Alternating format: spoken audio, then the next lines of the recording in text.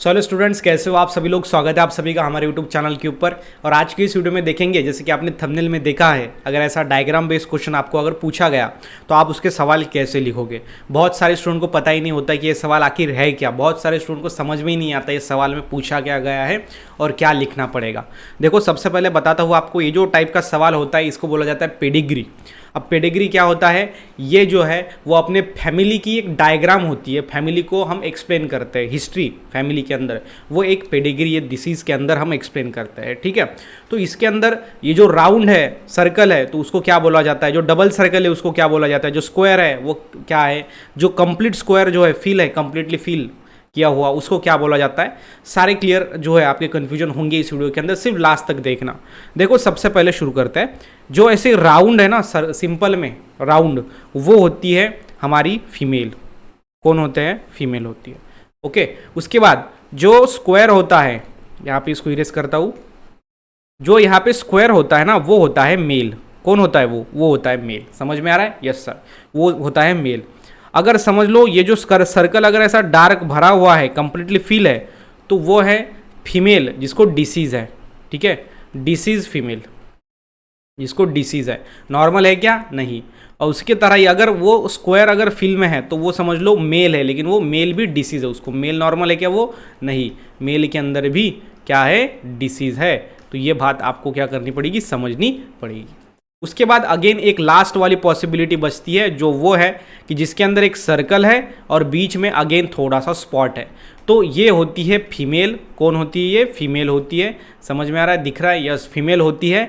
और वो फीमेल को डिसीज है ऐसा बोल नहीं सकते, क्योंकि वो होती है कैरियर। कैरियर होती है। अब कैरियर क्या कंसेप्ट है सर? अब कैरियर आपको समझना पड़ेगा। अगर सपोज ए है, उस पर्सन को डिसीज है, वो पर्सन बी को जन्म देता है, और जो बी है ना, उसको वो डिसीज है लेकिन उसके सिम्टम्स नहीं दिखते। सिर्फ बी क्या करता है, उस डिसीज को अगले वाले जनरेशन में सी में ट्रांसफर करता है, और वो सी में उसके लक्षण फिर दिखते हैं। मतलब ये बी ने क्या किया, सिंपल में वो बीच में है लेकिन उसको डिसीज वो है लेकिन उसके सिम्टम्स नहीं दिखते। मतलब उसके ऊपर कुछ असर नहीं होता वो डिसीज का। वो डिसीज सिर्फ ए टू सी ट्रांसफर करती है, ए टू सी, इसलिए वो बीच में है। एज अ कैरियर का काम वो कर रहा है, वो आप ध्यान में रखना। और ये कैरियर जो होता है ना, वो ऑलवेज ध्यान में रखना, ये फीमेल ही होती है, मेल कैरियर नहीं होता। क्योंकि फीमेल क्या करती है? बच्चों को प्रोड्यूस करती है। दैट्स वाई ये जो डिसीज है फिर नेक्स्ट जनरेशन में जाता है। तो कैरियर ऐसा पर्सन है जिसको वो डिसीज के सिम्टम्स नहीं है, लेकिन वो अगले जनरेशन में वो डिसीज को ट्रांसफर करता है, उससे वो डिसीज अगले जनरेशन में जाता है, उसको बोला जाता है कैरियर। तो आपको समझ में आ रहा है कि अभी ये जो साइन यहाँ पे दिए गए हमको अलग अलग, उसके आंसर्स आपको पता चल गए, उसके मीनिंग्स आपको पता चल गए।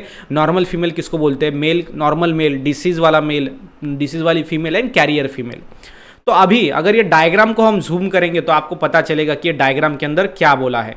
ठीक है, ये डायग्राम के अंदर क्या बोला है। तो मैंने आपको बताया कि अगर नॉर्मल सर्कल है तो वो हो गई फीमेल, जो नॉर्मल है। अगर बीच में डॉट है तो ये हो गई कैरियर। ठीक है, तो ये क्या है? हमारा कैरियर फीमेल है।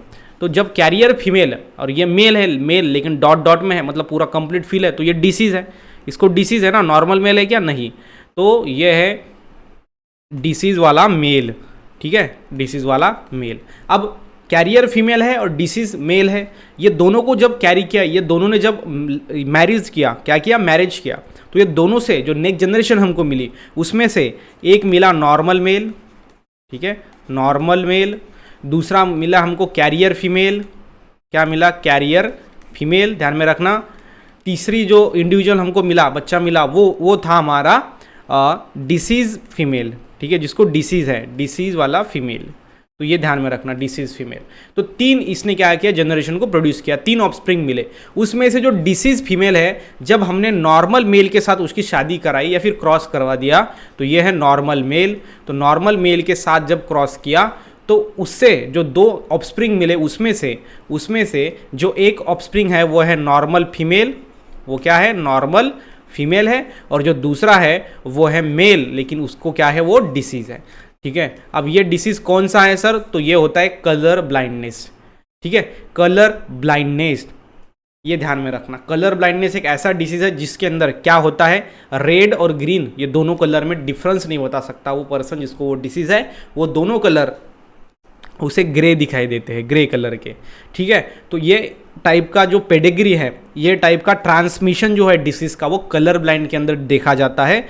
और ये आपको डायग्राम एक्सप्लेन करनी पड़ेगी कि जब कैरियर फीमेल हमारा कलर ब्लाइंड मेल के साथ, ये कलर ब्लाइंड मेल है क्योंकि ये डिसीज़ है मतलब ये कलर ब्लाइंड हो सकता है या फिर हीमोफीलिया हो सकता है, तो ये ध्यान में रखना। तो ये कलर ब्लाइंड वाला जो ट्रांसमिशन ऑफ कैरेक्टर दिख रहा है हमको, ठीक है, डिसीज़ का कैसे ट्रांसफर हो रहा है, तो उसको बोला जाता है कलर ब्लाइंडनेस डिसीज़। और ये आपको एक्सप्लेन करना है कि कौन नॉर्मल है, किसकी शादी किसके साथ हुई, उससे कितने इंडिविजुअल प्रोड्यूस हुए हैं। ठीक है, तो ये अगर हॉरिजॉन्टल लाइन है ऐसी, ये कौन सी लाइन है, हॉरिजॉन्टल, तो दोनों की शादी होगी मतलब मैरिज हो गया। ये अगर वर्टिकल लाइन है तो उससे नेक्स्ट ऑफस्प्रिंग प्रोड्यूस हो गए। समझ में आ रहा है? तो यहाँ पर देखो बीच में से अगर दोनों से ऐसे लाइन जा रही है मतलब ये दोनों का मैरिज हो गया, जिससे 2 ऑफस्प्रिंग प्रोड्यूस हो गए। अगर इसमें से अगर ऐसा बीच में लाइन डालोगे तो इसका मैरिज होगा।